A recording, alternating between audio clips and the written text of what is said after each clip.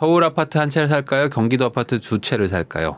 예비 신혼부부의 사연인데 한번 보겠습니다. 안녕하세요 부인남님. 서울에 한 채 살까요? 지방에 여러 채 살까요? 라는 영상을 제가 최근에 올렸는데 그걸 보고 어머 내 얘긴데? 라고 하면서 사연을 보내신 것 같습니다. 저희는 예비 신혼부부로 24년 11월 결혼 예정이에요. 관심은 옛날부터 있었지만 최근에 부동산 강의를 들으면서 투자를 해야겠다는 생각으로 바뀌었습니다. 자본이 3억이 있습니다. 시댁에서 지원을 2억 해주고요. 저희가 모은 돈이 1억이에요. 월급은 300에서 600 정도 버는데 매달 300 정도는 모을 수 있지 않을까 생각합니다. 처음에는 3억으로 10억 이하의 20평대 분당이나 이쪽 아파트를 구매하려고 했습니다. 그냥 뭐 분당 쪽에 인근에 계신 것 같아요. 그렇지만 강의를 들으면 들을수록 부자가 되려면 내 집 마련이 아니라 투자를 해야 경제적 부를 더 빨리 이룰 수 있겠다는 생각에 이르게 되었죠. 그래서 저는 서울과 경기도권에서 1.5 정도 1억 5천의 갭을 두고 저 한 채 남편 한 채 산 다음에 나중에 혼인신고를 하게 되면은 일시적 2주택도 누릴 수 있지 않을까 싶었습니다. 이거는 이제 혼인 전에 산 사람이 결혼을 하면은 결혼하면서 2주택이 된 거기 때문에 결혼 혼인신고하고 5년 동안은 각자 한 채를 가지고 있는 걸로 치기 때문에 그걸 노리겠다는 말인 것 같습니다. 물론 저희 집은 월세로 살죠. 그 후에 잘 된다면 오른 전세 자금으로 여러 채를 늘려가면 되겠다라는 생각을 했습니다. 그런데 부인남님 영상을 보니까 지방 다주택보다 그냥 서울에 한 채 사는 게 낫다. 여러 채를 하는 거는 아닌 시기다라고 하셔가지고 구체적인 이유를 듣고 싶어가지고 남깁니다. 내 집 마련해서 이자를 내며 사는 게 좋을까요? 그 돈으로 두 채를 투자하면 좋을까요? 궁금합니다. 제가 커뮤니티에 올렸는데 뭐 퍼센트는 압도적입니다. 서울에 아파트 한 채를 사라. 경기도 아파트 두 채를 사라. 봤을 때 84%가 서울에 사라는 건데 제가 이 사연을 고른 이유가 있습니다. 뭐냐. 이런 사연이 되게 많이 오거든요. 많이 오고 이제 항상 반복이 되는데 이분은 좀 이런 게 느껴졌어요. 뭐냐. 최근에 부동산 강의를 들었다. 1번. 그다음에 부동산 강의를 듣다 보니까 경제적 부를 더 빨리 이룰 수 있겠다는 생각을 하게 됐다. 2번. 자, 갭으로 두고 한 채 한 채. 일시적 2주택. 집은 월세로 살고 요게 이제 강의 내용에 있는 걸 거예요. 그러니까 이게 3번 이렇게 지금 세팅을 딱 했죠. 1번 듣고 2번 한 다음에 3번까지 가니까 다음에 어떻게 되냐 4번 잘 된다면 오른 전세 자금으로 여러 채를 늘려가면 되겠다라는 생각까지 가게 된 거죠. 그래서 요걸 딱 보니까 제가 지금 좀 말려드리지 않으면은 아마 연초쯤이나 아니면은 뭐 한 2, 3월 정도 그쯤에는 무조건 살 것 같은 그런 어떤 그런 기세가 느껴지지 않습니까? 약간 그런 게 느껴져요. 지금 내가 3억이 있어 3억 있는데 이거 안 사면 말이 안 되는 것 같아. 나 지금 분당 살까 고민 중이야. 막 이런 느낌이 들기 때문에 그래서 이번에 좀 말려야 될 것 같다. 자, 결론이 뭐냐면요. 결론은 사실 하이브리드인데 경기도 아파트 한 채입니다. 뭐 굳이 둘 중 하나 고른다면 서울 아파트 한 채를 사는 건데 그거보다는 경기도 아파트가 좋을 것 같아가지고 이렇게 골랐어요. 자, 근데 이 결과까지 가기 전에 할 얘기가 되게 많겠죠. 먼저 이 부분부터 짚고 넘어가야 되겠죠. 부동산 강의를 들으면서 부자가 되려면 내 집 마련이 아니라 투자를 해야 경제적 부를 더 빨리 이룰 수 있겠다라는 생각을 하게 되었습니다. 네, 맞는 말입니다. 저도 이제 항상 하는 얘기고 이게 틀린 얘기가 아닌데 모두에게 해당되는 것은 아닙니다. 그게 무슨 소리냐? 사람마다 상황이 있고요. 그리고 사람마다 어떤 그 실력이 있고요. 사람마다 생각하는 어떤 그 사고 방식이 있기 때문에 큰 틀에서 맞는 말이죠. 그렇지만 이게 모두에게 맞는 것은 아니다.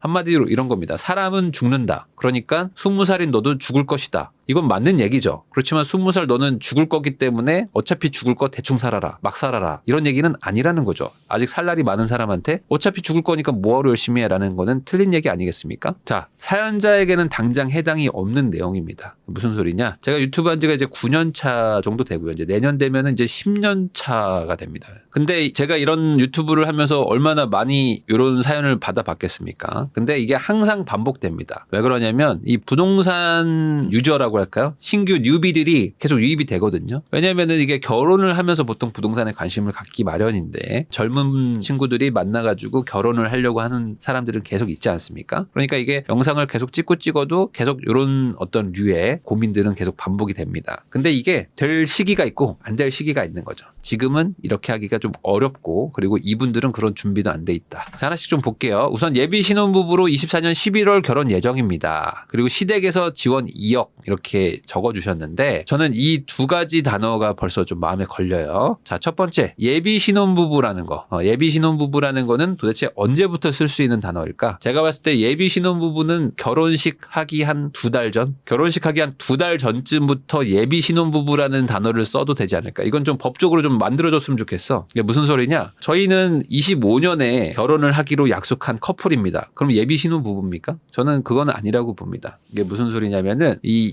예비라는 단어는 정말 직전이어야 되는 거지. 지금 1년이 남았잖아요. 1년이 남았기 때문에 아직 어떤 일이 일어날지 모릅니다. 거기다가 이제 벌써 이제 이분이 남자분을 사랑하시는 것 같아. 많이 사랑하시는 것 같은데 시댁에서 지원 2억 했는데 지금 아직 1년 남았기 때문에 시댁이라고 하기는 좀 그렇고 남자친구네 집안 정도라고 말하시는 게 좋을 것 같습니다. 왜 그러냐? 제가 항상 말하는 거죠. 이 결혼 한 1년 전, 뭐 결혼 뭐 한 7개월 전, 결혼 뭐 8개월 전 이럴 때 그때 되면 보통 이제 뭐 식장도 좀 잡고 그리고 이제 막 결혼식 준비도 하기 때문에 사실상 부부가 된 것처럼 생각하는 분들이 정말 많거든요. 우리는 어차피 부부 아닌가? 그러니까 돈도 합쳐가지고 집도 빨리 사고 무언가 좀 플랜을 막 가동을 하고 싶어요. 그렇지만 그렇게 하지 않는 게 훨씬 좋습니다. 제가 예전에 뭐 상담 같은 거 할 때 보면은 정말 이것 때문에 정말 많은 문제가 생겼던 경우들을 많이 봐요. 그러니까 같이 돈 모아가지고 집을 샀는데 나중에 뭐 결혼 안 하기로 했다거나 뭐 이런 상황이 오면은 정말 곤란하고 그때부터는 이제 부모님 간의 어떤 막 다툼과 그 사이에 또 막 집값이 만약에 올랐거나 빠지면은 뭐 누구 탓 때문이다. 누구 때문에 영식이 네가 사라고 해가지고 이거 샀다가 뭐 손해봤다. 내가 사자고 해가지고 오른 거니까 내가 뭐 이익을 가져가야 된다. 뭐 내가 돈을 70%를 넣기 때문에 내가 70%를 가져가야 된다. 막 이거 가지고 싸우거든요. 그러니까 이거는 좀 아직은 섣부른 이야기다.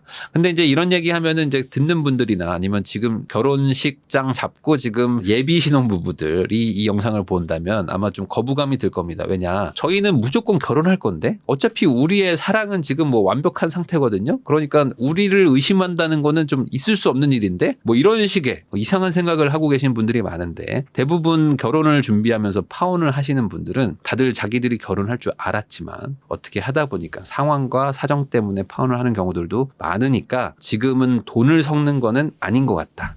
그래서 좀 말리고 싶고요. 제가 뭐 악담을 하는 게 아니라 현실적인 어떤 그런 조언이라고 보시면 될 것 같아요. 자, 그 다음에 최근 부동산 강의를 들으면서 투자를 해야겠다는 생각으로 바뀌었고요. 3억으로 10억 이하의 20평대 분당이나 이쪽 아파트를 구매하려고 했다. 그러니까 지금 내가 모은 돈은 1억이고 시댁에서 지원해준다는 게 2억인데 10억 이하라는 거는 대충 9억 5천 정도 산다는 겁니다. 6억짜리를 사면서 10억 이하의 아파트를 산다 뭐 이런 얘기는 보통 안 하시기 때문에 보통 9억 정도를 사려고 하시는 것 같아요. 그러면 지금 대출을 6억을 받겠다는 건데 이런 생각을 지금 하게 됐다면은 어떤 강의를 듣고 지금 뭘 배우고 계시는지는 모르겠지만 우선은 지금 멈춰야 된다. 제가 봤을 때 그게 뭐 옛날 강의거나 아니면은 어떤 뭐 한 부분만 말해주는 강의를 듣고 내 상황에 지금 억지로 끼워 맞추고 있는 게 아닌가라는 생각이 좀 듭니다. 저희가 모은 돈은 1억이에요. 근데 이제 남자친구네 집에서 지원 가능한 돈이 2억이라고 말이 나온 거겠죠. 당장 뭐 돈을 2억을 줄 테니까 결혼하기 지금 1년 전인데 돈부터 주겠다는 분들은 없을 겁니다. 그러니까 말만 나온 정도인데 사실 둘이서 모아서 1억이라면은 뭐 이분들이 나이를 몇 살인지는 제가 알 수가 없지만 뭐 30대 이제 초반 정도 됐다고 치면은 돈을 뭐 아주 많이 모은 건 아니란 말이죠. 그러니까 지원이라는 게 없다면은 1억 모은 돈 가지고 내가 뭘 살 수 있을까 생각해 보면은 살 게 별로 없었을 겁니다. 근데 이제 어떤 지원을 해준다, 뭔가 남이 도와준다. 그러니까 이제 뭔가 꿈이 커지는 거죠. 지금 이분들은 지금 본인의 재무 상태에 대해서 좀 공부를 할 필요성이 느껴지죠. 여러분들도 아마 느껴지실 겁니다. 지금 뭔가 지금 돈을 벌겠다는 생각은 많아지지만 실제로 그걸 유지하거나 뭐 그게 지금 이 시황에 맞다거나 뭐 이런 것들을 지금 판단하기보다는 당장 그냥 뭔가 투자해가지고 벌겠다라는 욕심만 많은 상태가 아닌가. 오히려 지금 우리가 과연 이걸 사도 유지할 수 있는지 그리고 앞으로 결혼을 하게 되면은 도대체 한 달에 얼마를 쓸지 이런 것들을 좀 자기 객관화를 할 필요가 있거든요. 월급은 저 300, 남편 300 정도에서 그냥 벌써 남편이란 단어를 쓰지 말라.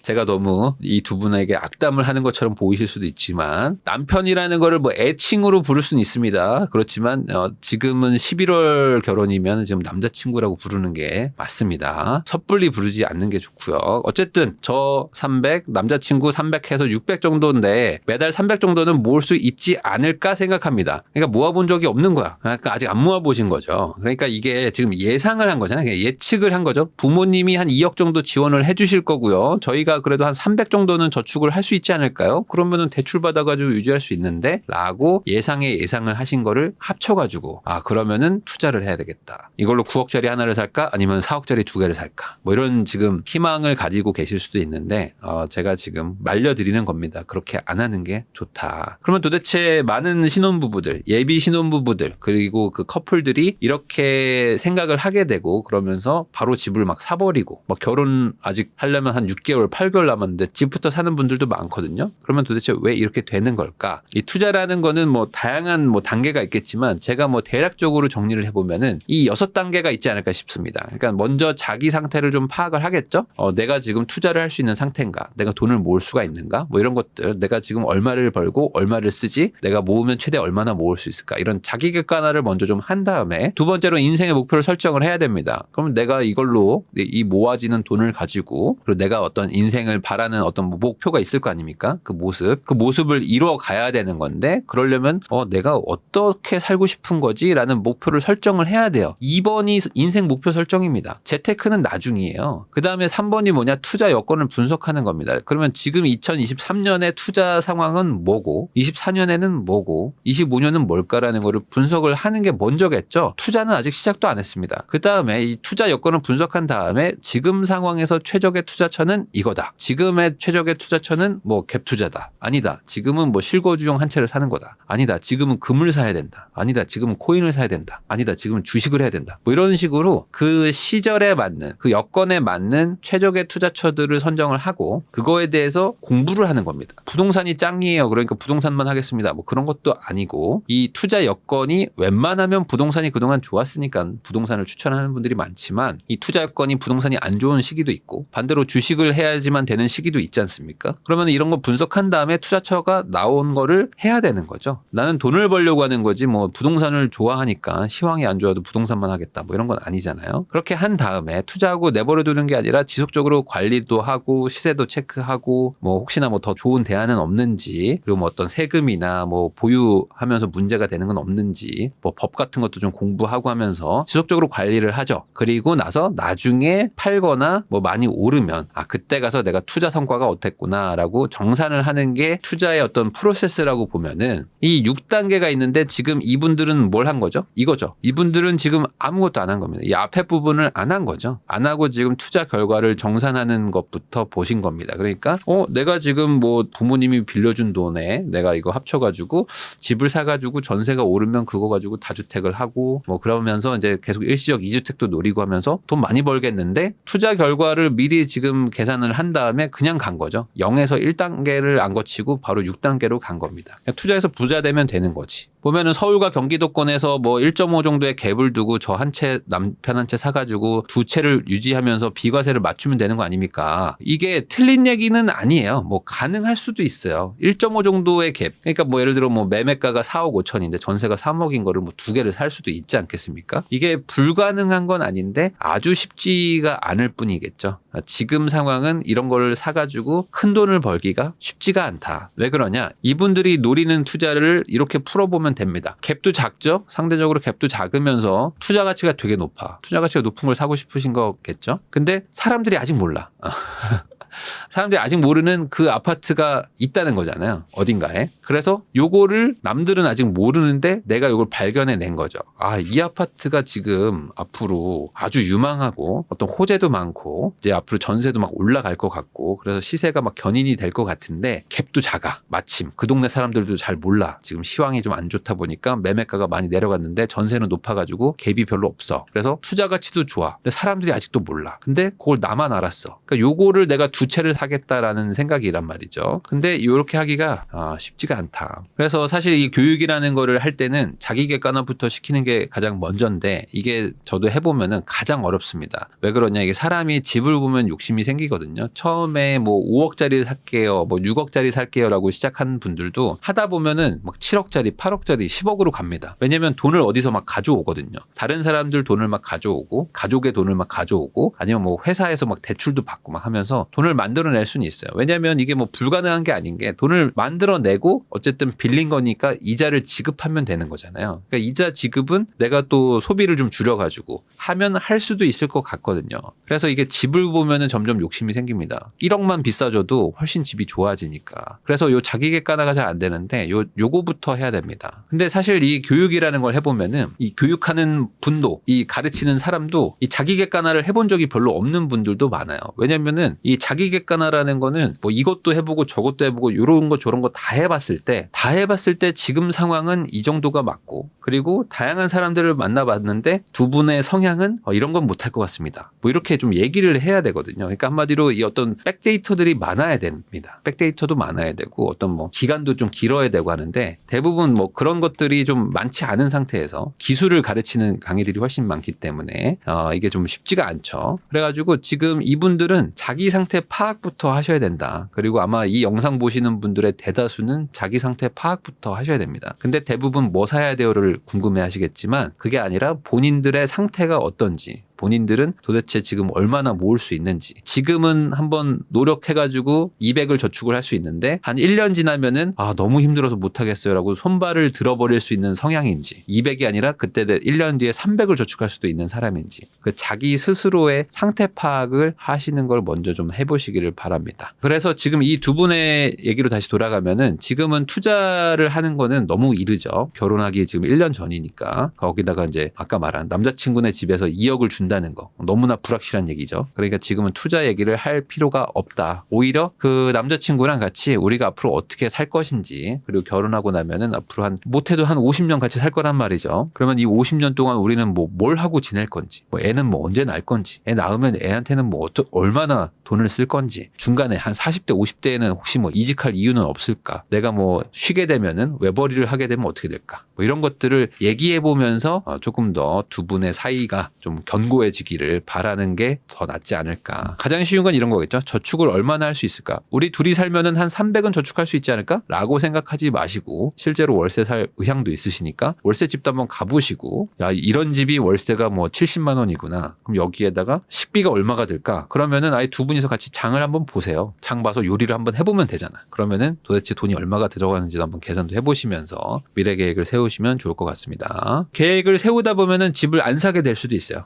이게 부부의 상황마다 정말 다 다르기 때문에 꼭 사야 되는 분들도 있고 안 사야 되는 분들도 있고, 지금 상황에서는 집을 안 사고 차라리 다른 걸 하는 게 맞는 분도 있고, 차라리 어떤 분들은 창업을 하는 게 낫겠다라는 분들도 있기 때문에 이게 정말 다 다릅니다. 그렇지만 꼭 사야겠다면은 아직 결혼까지 한 1년 정도 남았기 때문에 그동안 차근차근 준비를 하셔가지고 아까 말한 대로 서울보다는 경기도에 한 채를 사는 거를 추천을 드립니다. 왜 그러냐면 이분들이 살 수 있는 돈이 한 6에서 7억 정도 수준이기 때문에 이 정도를 들고 서울에 가서 좋은 걸 사기가 정말 어렵다. 그러니까 차라리 경기도에 한 채를 사는 게 좋을 것 같고, 전세 끼고 사셔가지고 우리는 빌라 같은 데 살면서 비용을 줄여가면서 시작하시면 좋을 것 같고, 그럼 언제쯤 삽니까? 결혼식이 11월이니까 한 2달 전쯤, 한 내년 9월 정도에 알아봐도 절대 늦지 않다. 그러니까 지금은 투자보다는 다른 거에 집중하시면 되겠습니다.